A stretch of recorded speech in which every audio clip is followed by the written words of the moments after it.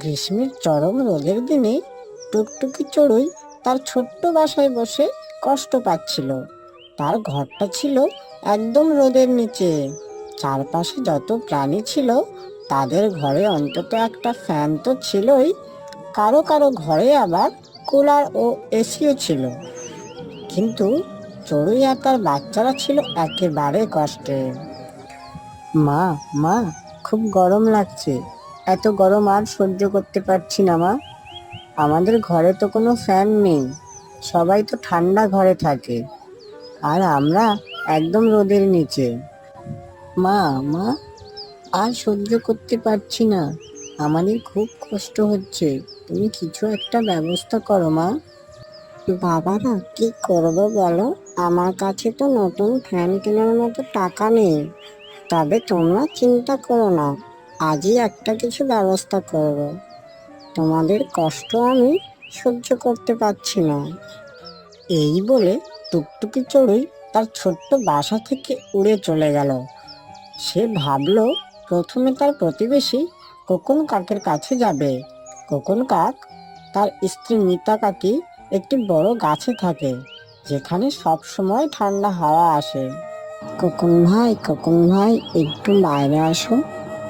কি হয়েছে টুনটুনি বোন? এত ডাকছো কেন? আর বলো না কোকন ভাই, এত গরম যে আর সহ্য করা যাচ্ছে না। আমি তবুও কষ্ট করে থাকতে পারি, কিন্তু বাচ্চারা তো একেবারেই সহ্য করতে পারছে না। কি করি বলো তো? হ্যাঁ, তুই ঠিকই বলেছিস। এবার গরম খুব বেশি পড়েছে। আর আমাদের ঘরে তো সেই একখানা পুরনো ফ্যান, একটু একটু করে হাওয়া হয়। কোকন ভাই, আমি তো কতদিন ধরে বলছি তোমার সেই পুরনো পাখাটা ঠিক করাও। এখন তো অনেক গরম, ঘরে থাকাই যায় না। বোন, বলেছিস ঠিক, কিন্তু এখন তো টাকা নেই। কোথায় নিয়ে যাব বলতো ঠিক করতে? এমন সময় ঘরের ভেতরে থাকা মিতা কাকি দরজার কড়া নাড়ার শব্দ শুনে বাইরে আসে। আরে তুমি, কি ব্যাপার? তুমি এই সময়? বাইরে তো অনেক রোদ। দিদি, তোমার কাছে কি কোনো পুরনো ফ্যান আছে যেটা তোমরা ব্যবহার করো না? না রে বোন, আমাদের ঘরে তো একটা মাত্র ফ্যান, সেটাও অনেক কষ্টে চলে।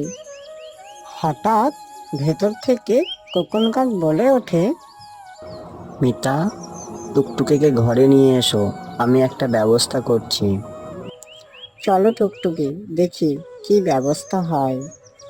এই পুরনো ফ্যানটা তো আমরা আর ব্যবহার করি না, তুমি এটা নিয়ে যাও। কিন্তু কোকন, এটা তো ঠিক মতো কাজই করে না। চুপ করো।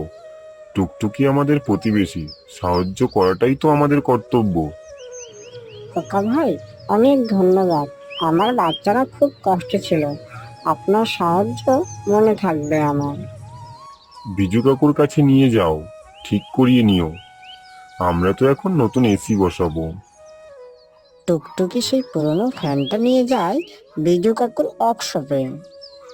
এ তো একেবারে ভাঙা মাল, মোটর পুড়ে গেছে, তার ছিঁড়ে গেছে, ঠিক করতে কিন্তু অনেক টাকা লাগবে। আমার কাছে নতুন ফ্যান কেনার মতো কোনো টাকা নেই কাকু। আপনি যদি একটু ঠিক করে দেন তাহলে অনেক উপকার হয়। ঠিক আছে টুকটুকি, তুমি বসো, আমি চেষ্টা করছি। এদিকে কোকন কাক তার স্ত্রী মিতার সঙ্গে চুপি চুপি এক পরিকল্পনা করে। আমি ইচ্ছে করেই ওকে ওই পুরনো ফ্যানটা দিলাম।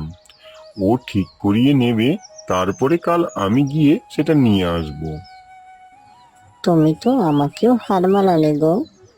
বিজু কাকু তার দক্ষ হাতে ফ্যানটা ঠিক করে দেয়।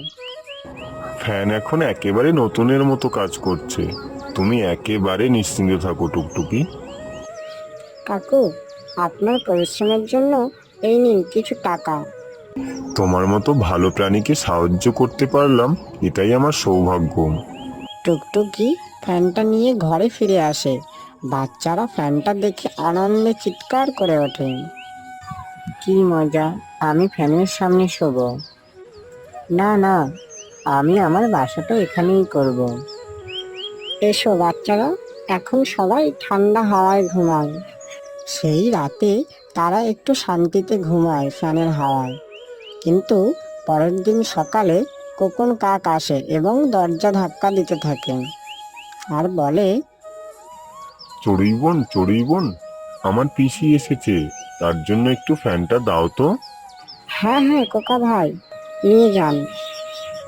কোকন ফ্যানটা নিয়ে যায়, কিন্তু তার উদ্দেশ্য একটাই, ফ্যানটা আর ফেরত দেবে না। সন্ধ্যায় টুকটুকি কোকনের বাড়িতে আসে। কোকা ভাই, আপনার পিসি কি চলে গেছেন? পিসি? কই, আমার তো কোনো পিসি আসেনি। তাহলে মিথ্যা বললেন কেন? আমার ফ্যানটা ফেরত দিন। চুপ করো, এটা আমার বাবার স্মৃতি, আমি এটা দেব না। আপনি আমার বিশ্বাস ভেঙেছেন, কিন্তু আমি শিখে গেলাম কারোর উপকার করলেও সে সবসময় ভালো হয় না। মন খারাপ করে টুকটুকি চলে যায়, আর রাস্তায় মিঠু তোতার সঙ্গে তার দেখা হয়ে যায়। টুকটুকি বোন, এই সন্ধ্যাবেলায় কোথা থেকে আসছো বোন? আর বলো না তোতা মাসি, আমি কোকা ভাইয়ের থেকে একটা পুরনো ফ্যান নিয়ে ঠিক করিয়েছিলাম। এখনো মিথ্যে বলে আমার কাছের থেকে নিয়ে নিল। ওদিকে এই গরমে আমার বাচ্চারা খুব কষ্ট পাচ্ছে, কি করি বলো তো? আমি তো আমার বোনের বাড়ি যাচ্ছি গরমের হাত থেকে বাঁচতে। চাইলে তুমি আমার ঘরে আসতে পারো। আমার ঘরে কুলার আর ফ্রিজ দুটোই আছে, তুমি ওখানে নিশ্চিন্তে থাকতে পারো। আপনি তো আমার কষ্ট দূর করে দিলেন তোতা মাসি, আমি আজই চলে আসব। সেই রাতেই টুকটুকি তার বাচ্চাদেরকে নিয়ে মিঠু তার বাড়ি চলে আসছে এবং ঠান্ডা ঘরে শান্তিতে ঘুমায়। অন্যদিকে কোকন কাক যখন ফ্যান চালায়, ফ্যান থেকে আগুন লেগে যায়। কোকন, কি হলো?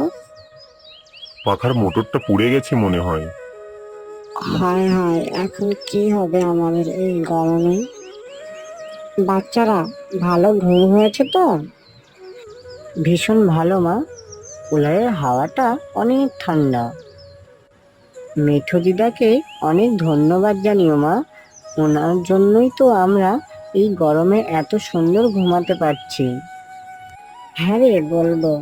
সত্যি, সত্যিকারের বন্ধু বিপদের সময় পাশে থাকে।